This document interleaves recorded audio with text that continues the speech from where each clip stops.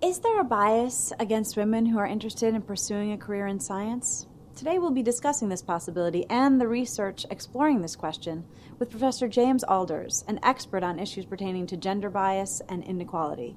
What's the motivation or impetus behind this research? We actually have a national shortage of individuals interested in pursuing a career in science and technology. Women in particular are underrepresented in academic science. So to help fix this lack of scientists, it's important that we recruit and retain women in the sciences.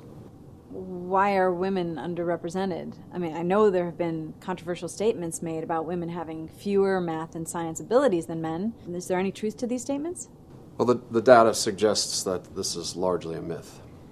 In fact, differences between men's and women's performance in math and science are extremely small or even non-existent. So throughout elementary, middle, and high school, girls perform as well as boys in science and sometimes even better. So it's not a lack of ability causing women to not pursue careers in these fields. So what's the problem then? I mean, why are there fewer women in the sciences?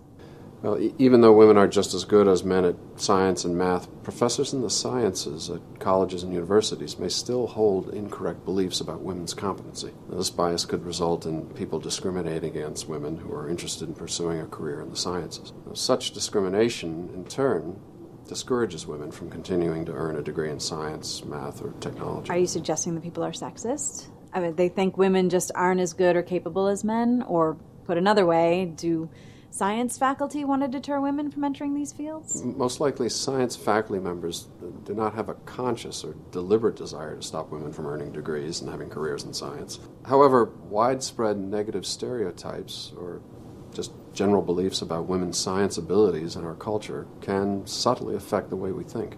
Many of us hold automatic or even unconscious biases without even knowing we have them. But scientists are so smart and logical. I have a hard time believing they would let these unconscious biases influence them. So to examine this possibility, in one experiment, the researchers recruited faculty members from 6 prestigious research universities in biology, chemistry, and physics departments. These professors were asked to evaluate an applicant for a lab manager position. The professors were told they were doing this evaluation to help improve mentoring programs, and that their evaluations would actually be sent to the real student that they were evaluating. Thus, the faculty members participating in this experiment did not know that the study was about gender and believed that there were real consequences associated with their evaluations. I'm assuming that that wasn't the true purpose of the experiment? No. In reality, all the professors saw that same resume, except that half the professors were told that the student was named Jennifer, and the other half were told that the student was named John. The researchers also tested the names beforehand to make sure that they were viewed as equally intelligent, likable, and recognizable.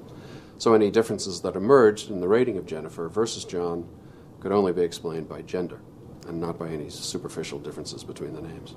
Interesting. So what were Jennifer and John rated on? Competency and hireability.